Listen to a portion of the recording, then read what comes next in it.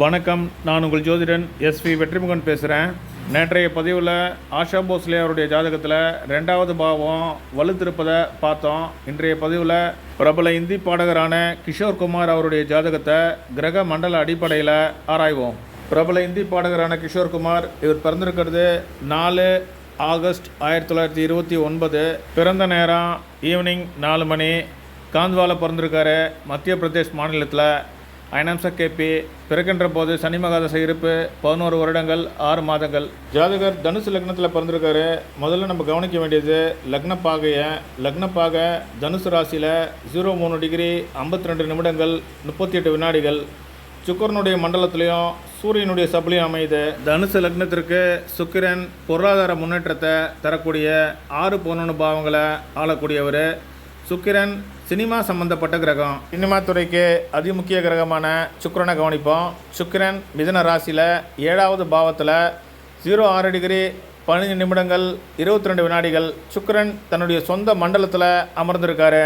இதன் காரணமாகவே இவருக்கு சினிமா துறையில் எளிதில் வெற்றி கிடைத்தது. சுக்கிரன் காரணமாக ஜாதகருக்கு வசீகர தோற்றம் கிடைத்தது. சுக்கிரன் லக்னத்தோடு சம்பந்தப்பட்ட வசீகர தோற்றமோ அழகிய மிடுக்கான தோற்றமோ அமையும். இவருடைய ஜாதகத்தில் கிரகங்கள் இருக்கக்கூடிய டிகிரி அமைப்பை அடிப்படையாக கொண்டு கிரக மண்டல உபமண்டல பிரிவுகளை சுருக்கமாக பார்ப்போம். சூரியன் ராகுவுடைய மண்டலத்திலையும் சூரியனுடைய சொந்த சப்ளையும் இருக்கார். சந்திரன் சூரியனுடைய மண்டலத்திலையும் சனியுடைய சப்ளையும் இருக்கார். செவ்வாய் சனியுடைய மண்டலத்திலையும் குருவுடைய சப்ளையும் இருக்கார். புதன் சனியுடைய மண்டலத்திலையும் சனியுடைய சப்ளையும் இருக்கார். குரு ராகுவுடைய மண்டலத்திலையும் புதனுடைய சப்ளையும் இருக்கார். சுக்கிரன் தன்னுடைய சொந்த மண்டலத்திலையும் கேதுவுடைய சப்ளையும் இருக்கார். சனி கேதுவுடைய மண்டலத்திலையும் செவ்வாயுடைய சப்ளையும் இருக்கார். ராகு கேதுக்கள் சனியுடைய மண்டலத்திலையும் புதனுடைய சப்ளையும் இருக்காங்க.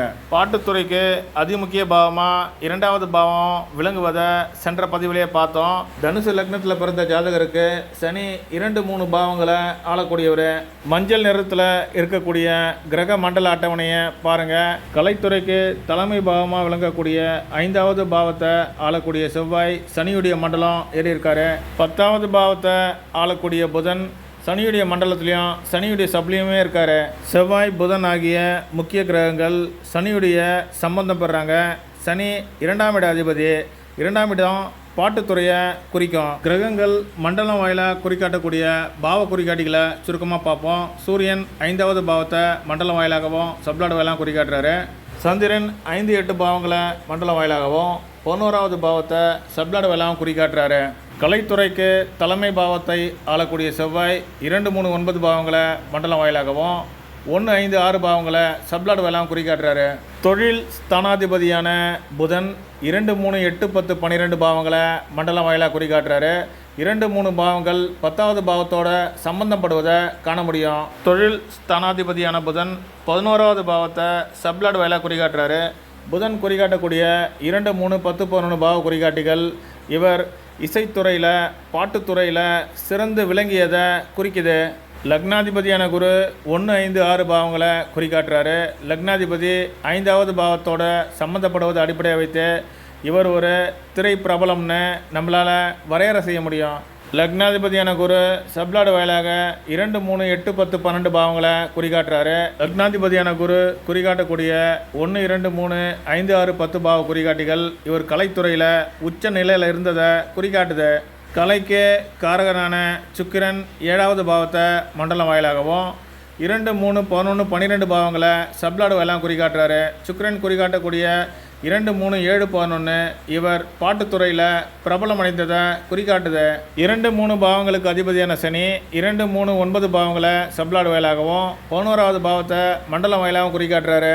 2வது பாவாதிபதியான சனி 2-3-9-11 ஆகிய பாவங்களை குறிக்காட்டுறாரு.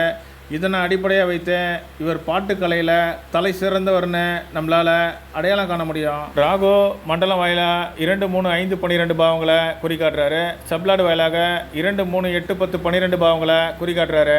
கேது 2-3-11-12 பாவங்களை மண்டலம் வாயிலாகவும் 2-3-8-10-12 பாவங்களை சப்ளாடு வாயிலாக குறிக்காட்டுறாரு. கிரக குறிகாட்டிகள் அட்டவணையில் 2-3-10 பாவங்கள் ஆதிக்கம் செலுத்துவதை பார்க்க முடியும். இவருடைய பாவ முனைகளை ஆளக்கூடிய சப்ளாடுகளை சுருக்கமாக பார்ப்போம். பாக்கியாதிபதியான சூரியன் இவருடைய ஜாதகத்தில் லக்னம் 6, 7, 12 பாவங்களுக்கு சப்லாடாக வராரு. லக்ன சப்லாடாக விளங்கக்கூடிய சூரியன் 5வது பாவத்தோட தொடர்பு கொள்கிறாரு. 5வது பாவம் கலைத்துறையை குறிக்கும்.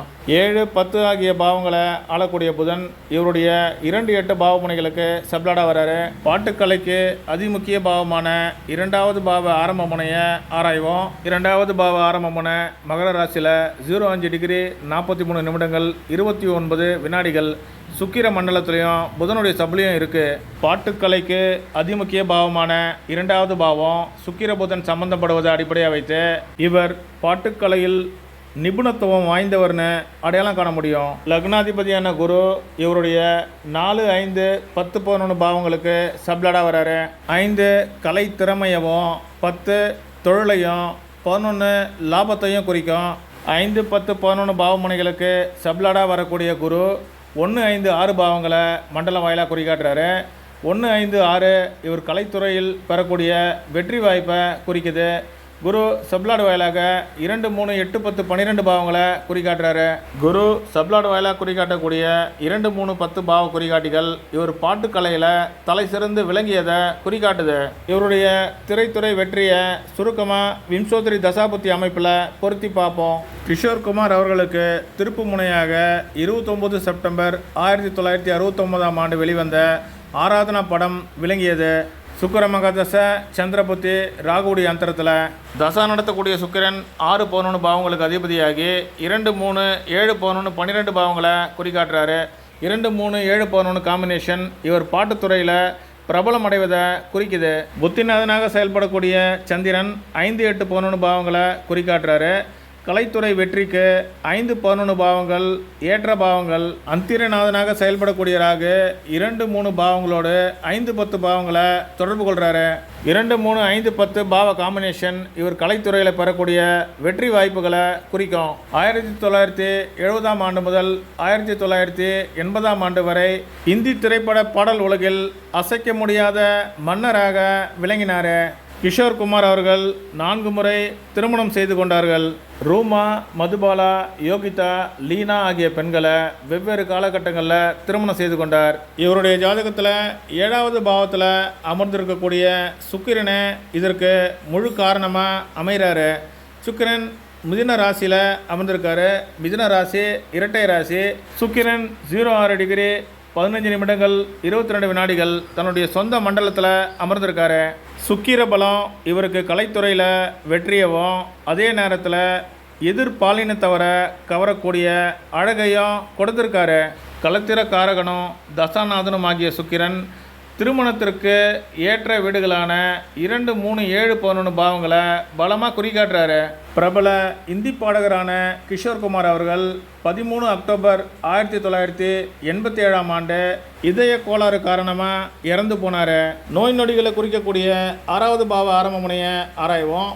6வது பாவ ஆரம்ப முனை ரிஷபராசியில் 09 டிகிரி 49 நிமிடங்கள் 44 வினாடிகள் சூரியனுடைய மண்டலத்திலையும் சூரியனுடைய சபலையும் அமையுது. வேத ஜோதிட அடிப்படையில் சூரியன் மனித உடல் உறுப்புகளில் இதயத்தை குறிப்பார். ஜாதகர் சூரிய தசை குரு புத்தி செவ்வாயுடைய அந்தர காலத்தில் இறந்து போகிறாரு. தசாநாதனாக செயல்படக்கூடிய சூரியன் 6, 12 பாவங்களுக்கு சப்லாடாக அமைந்து 5வது பாவத்தை குறிக்காட்டுறாரு. புத்திநாதனாக செயல்படக்கூடிய குரு 6வது பாவத்தை மண்டலம் வாயிலாக குறிக்காட்டுறாரு. 6வது பாவம் நோயின் தன்மையை குறிக்காட்டும். குரு புதனுடைய சப்ல இருக்காரு. புதன் 7ஆம் அதிபதியாகி புதன் வாயிலாக 2, 8, 12 பாவங்களை குரு குறிக்காட்டுறாரு. 2, 8, 12 திடீர் மரணத்தை குறிக்கும். அந்திரநாதனாக செயல்படக்கூடிய செவ்வாய் திடீர் மரணத்திற்கு பெயர் போனவர். செவ்வாய் மோட்சவரைய ஸ்தானமான 12வது பாவத்துக்கு அதிபதி ஆவதோடு செவ்வாய் 2வது பாவத்தை குறிக்காட்டுறாரு. 2வது பாவம் இவருடைய மரண தருவாயை குறிக்கும். மற்றொரு உதாரண ஜாதகத்தோடு உங்களை சந்திக்கிறேன். நன்றி, வணக்கம்.